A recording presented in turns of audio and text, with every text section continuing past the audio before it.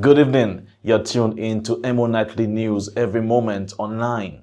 In tonight's news headlines, Dominica launches Community Resilience Enhancement Project. Flow invests over US $1 million to resolve connectivity issues in northern Dominica. Ray Astor Foundation donates stroke support equipment to 4 care homes. Girls complete 3-month sewing program in Scott's Head. Margaret Price Finley appointed 14th Chief Justice of the Eastern Caribbean Supreme Court. US and Iran exchange new strikes as tensions escalate across Gulf region. And Shea Hope is confident ahead of crucial ODI series against Sri Lanka. Details of these stories and more coming up next. Stay with us.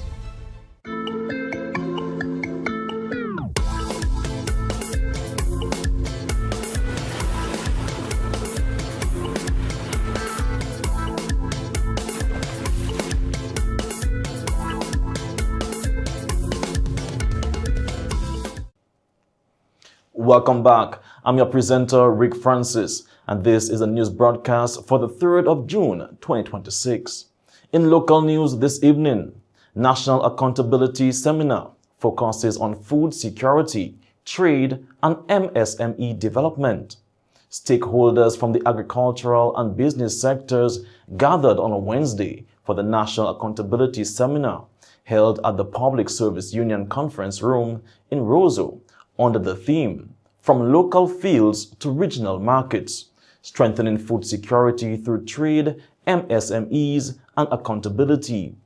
Remarks were delivered by Greg C. E. Rollins, representative of the Inter-American Institute for Cooperation on Agriculture, IICA, in the Eastern Caribbean states. The project will identify, advocate for, and negotiate with consolidators, distributors, and buyers in selected CARICOM markets for selected agri-MSME products. It will also directly manage 2 export cycles per agri-MSME to selected markets to better map out the regulatory, administrative, and logistic requirements, costs, and processes for competitive exports, and determine the feasibility and efficiency of interregional trade corridors for products from the agri-MSME subsector. Second, strengthening agri-MSMEs business and production operational efficiencies. The emphasis is on getting the products and producers ready for exports and mainstreaming marketing and distribution. The project will address constraints related to compliance, consistency, and market readiness, including capacity for scale-up, food safety, quality, packaging, and branding, and capacity to withstand disruptions in logistics, regulatory compliance, financial management, climate-related and other risk considerations, and cybersecurity awareness. Remarks were also given by the Honorable Roland Roye, Minister for Agriculture, Fisheries, Blue and Green Economy. This annual seminar serves as an important platform for reflection, accountability, and strategic dialogue. It allows us to assess progress, celebrate achievements, identify challenges, and chart a path forward to strengthen agriculture and rural development in Dominica and across the region. At the outset, I wish to commend Mr. Anthony Syrian and the ICA team in Dominica for their tireless efforts throughout the past year, and to thank Mr. Greg Rollins, the ICA rep for the ECS states, for their continued leadership, and support. Today, as we receive the 2025 annual report, we do so not merely as a document outlining activities completed, but as a testament to the enduring partnership between ICA and the government of Dominica. The seminar also featured a panel discussion examining the role of agricultural MSMEs as a vital driver of food security, employment, and rural development in Dominica. Panelists included Terry Henry Lovell, Vice President of the Dominica Herbal Business Association, Noreen Murphy, Senior Relationship Officer for Corporate Banking at the National Bank of Dominica, and Micah Walter, Coordinator for Private Sector Relations, Industry, Commerce, and Innovation in the Ministry of Labor, Public Service Reform, Social Partnership, Entrepreneurship, and Small Business Development. Discussions focus on opportunities and challenges facing agricultural entrepreneurs, access to financing, market expansion, and strategies to strengthen the agricultural sector's contribution to national development and regional trade.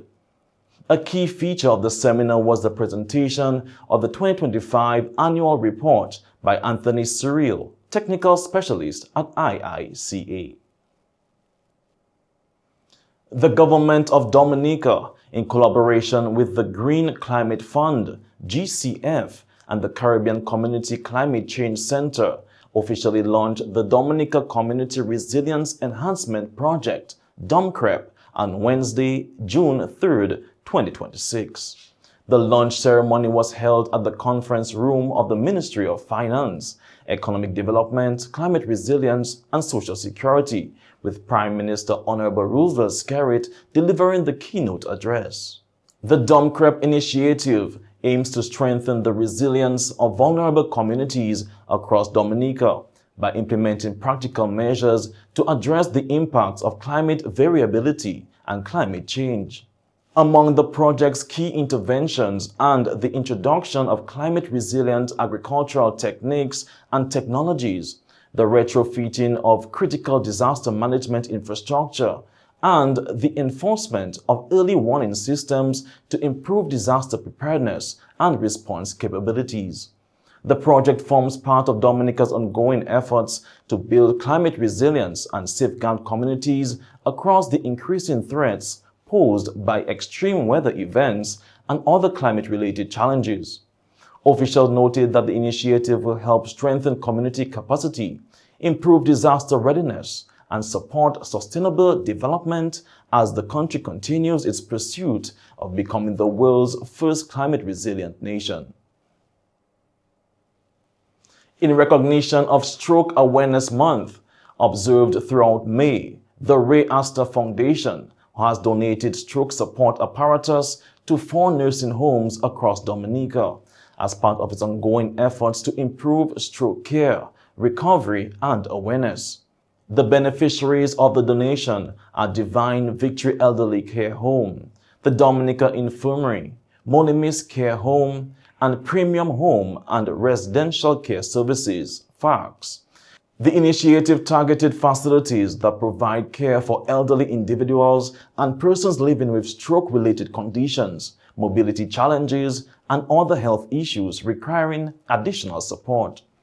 According to the foundation, the donated equipment is intended to assist residents in maintaining and improving their independence while enhancing the quality of care available within the institutions.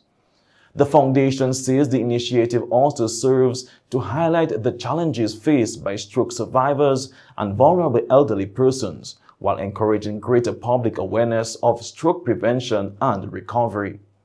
Stroke remains a significant health concern in Dominica, impacting individuals, families, and communities.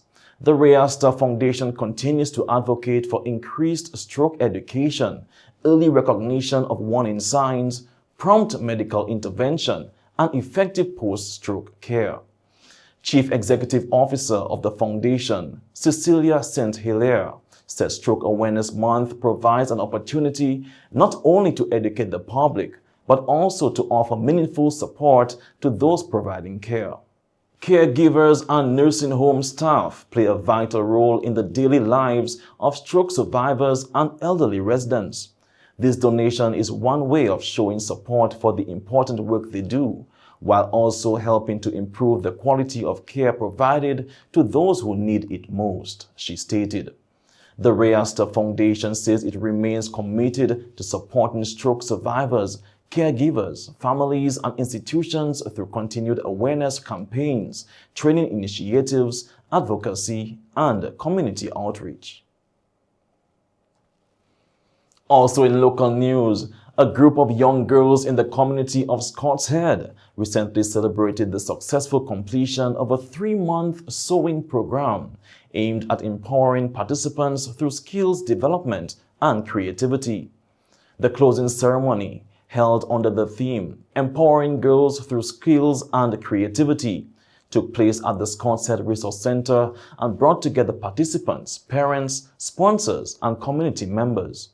The program was organized by Steph's Creole, Crafts and Teas, and was designed to equip young girls with practical sewing skills while fostering confidence, creativity, and self-reliance. During the ceremony, organizer and program coordinator Deborah Detouche-Laville provided an overview of the initiative, highlighting its objectives, activities, and the progress made by the participants over the 3-month period. So this sewing program, hosted by Steph's Creole Crafts and Teas and conducted from January to May 2026, provided participants with foundational hand sewing skills while fostering creativity, confidence, teamwork, and personal development. Offered free of charge, the program was initiated to encourage girls from this parish to actively engage in practical and creative activities while introducing sewing as a valuable and empowering life skill. Participants learned essential sewing techniques, including the running stitch, back stitch, whip stitch, decorating stitching, button sewing, and finishing knots. Students demonstrated steady improvement in threading needles, stitch control, neatness, patience, and project completion. The integrational self-development sessions facilitated by Miss Melissa Journalist added meaningful value to the program. Topics on communication and self-esteem, confidence, self-belief, teamwork, positive attitude, creativity, and goal setting help students build important personal and social skills alongside their sewing abilities. Guest speaker, Ms. Kerry-Ann Remy Timothy, spoke on the importance of acquiring practical skills such as sewing. She encouraged the young ladies to continue developing their talents, noting that sewing is not only a valuable life skill, but also become a source of income and personal empowerment.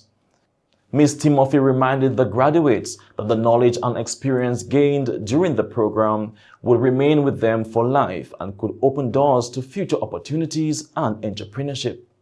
Over the past 3 months, these 12 young ladies did so much more than learn how to thread a needle. They learned discipline. They learned how to problem solve, especially when things went wrong. And let's be honest, they learned how to handle a bit of frustration. Because we all know that sewing isn't a smooth sailing. I'm sure there were days when threading a needle seemed like a big task, when our thread bunched up in knots and knots and knots, and our scissors became everybody's best friend. They learned how to take a simple piece of cloth and turn it into something beautiful, useful, and totally unique to their own style. It's a livelihood. It's a way to express yourself. It is a path to independence. In Dominica, where creativity runs in our culture, we see our vibrant Creole clothes during the independent time. On Carnival, we see all the beautiful costumes on the road. At the craft market, we see persons displaying their sewing skills. Small businesses, we see persons displaying how sewing has made them make a living. Skills like these keep our tradition alive while opening doors for new possibilities. Young ladies, you should be proud. You showed up, you practiced your stitching, you made mistakes, you tried again, and you grew. Every stitch you made represents confidence gain. Every completed piece represents a step towards your future. Whether you choose to pursue fashion, step into entrepreneurship, or simply use your skill in your personal life, these skills are going to stick with you for life. Certificates were presented to the participants in recognition of the successful completion of the program. The graduates were Julina John-Louis, Stephanie Laville, Nicole Del Sol, Tajal Durand, Emily Durand, Felicia Nicholas, Leila Bowers, Natalie Del Sol, Kelisha Angol, Joshelle Pond, Clemisha Xavier, and Kezia James. The event concluded with vote of thanks, closing remarks, refreshments, and a photo session to commemorate the achievement. The participants expressed thanks to some of the sponsors. Organizers also expressed gratitude to the many sponsors and supporters whose contributions helped make the program a success, including J. Astefan & Co. Limited, HHV Research & Co., Flo Dominica, Josephine Gabriel & Co. Limited, Rubens Bakery, Adelina Detouche, Jeff Bellow, and the Scotshead Improvement Committee. We love Toronto, pure Dominica water. Thank you, Astefan. Right place, right price. The initiative highlights the importance of empowering young people with practical skills that can contribute to personal growth, self-confidence, and future opportunities. And to conclude local news this evening, Flo Dominica has announced an investment of more than $1 million in specialized equipment to address mobile connectivity issues affecting some communities in northern Dominica. The company says investigations found that the interference is coming from a mobile network operator in Guadeloupe. The new equipment is expected to arrive between June 5 and June 15 and will help improve service quality and strengthen the network against future cross-border interference. Flo says it is working closely with the NTRC, ECTEL, and regional and international regulators to find a permanent solution. Country Manager Sharon Jamont thanked customers for their patience and reaffirmed the company's commitment to providing reliable service. And that's all for local news this evening. Stay tuned for regional news coming up next. Across our Caribbean, we're going digital, working smarter and living safer online. In Dominica, we don't fall for fake prices. We check before we click. In Grenada, we verify before we share, keeping our hard-earned money safe from hackers. In St. Lucia, we report cyberbullying, protecting our children and each other. In St. Vincent and the Grenadines, we report scams fast, protecting our neighbors and our communities. Together, we're building a cyber-smart Caribbean, keeping our people and our data safe, standing up to scams and cybercrime. We stay connected, but always alert. This message is brought to you by the Caribbean Digital Transformation Project. Stay smart, stay safe. Think Card TP. Visit cardtpconnect.org. And now for regional news. The Eastern Caribbean Supreme Court has announced the appointment of Her Ladyship, the Honorable Madam Margaret Price Finley, as its 14th Chief Justice. According to the court, Her Ladyship was appointed by His Majesty King Charles III through letters patent, with the appointment taking effect on April 9, 2026.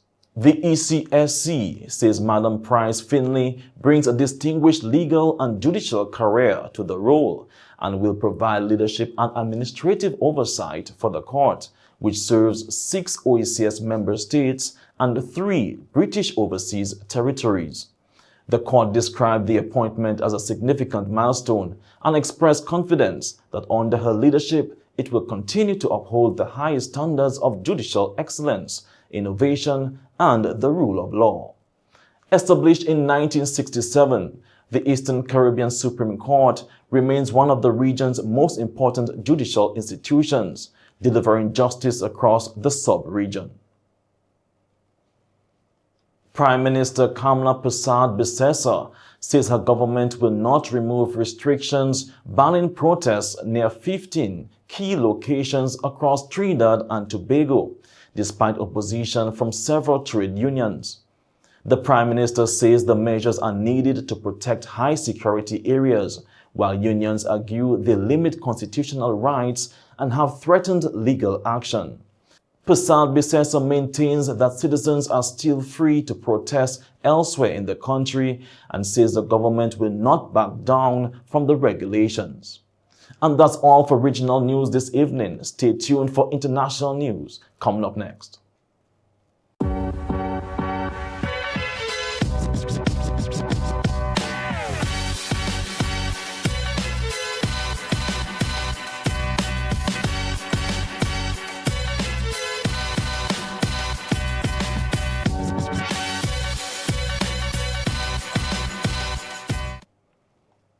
And now for international news. The United States and Iran exchanged fresh military strikes overnight, further escalating tensions in the Gulf region. U.S. Central Command says American forces carried out self-defense strikes on Iran's Qasem Island and intercepted several Iranian drones and missiles. Iran says it launched attacks on U.S. military assets in retaliation. Meanwhile, Iranian drones reportedly struck Kuwait International Airport, causing damage and injuries. The latest exchange comes as ceasefire talks remain deadlocked, raising concerns about regional stability. 3 Royal Navy personnel have died after a Merlin Mk4 helicopter crashed during a training exercise near Okehampton in Devon early Wednesday morning. Emergency services responded to the incident at Sorton Down, where a major incident was declared. The Royal Navy confirmed the deaths and said the families of those involved have been informed. Prime Minister Sir Keir Starmer described the crash as utterly tragic, while Defense Secretary John Healey said he was devastated by the loss. The helicopter, based at RNAS Yeovilton in Somerset, was being used for training. An investigation into the cause of the crash is now underway. And that's all for international news this evening. Stay tuned for the sports segment coming up next. New game in town. Get ready to match 5 and you can win 10K. Let's go. Play with just $2. Match 5 numbers from 1 to 29 to win. Draws every Wednesday and Saturday at 9 p.m. It's easy, fun, and local. Match 5, your local jackpot game. Dominican National Lottery.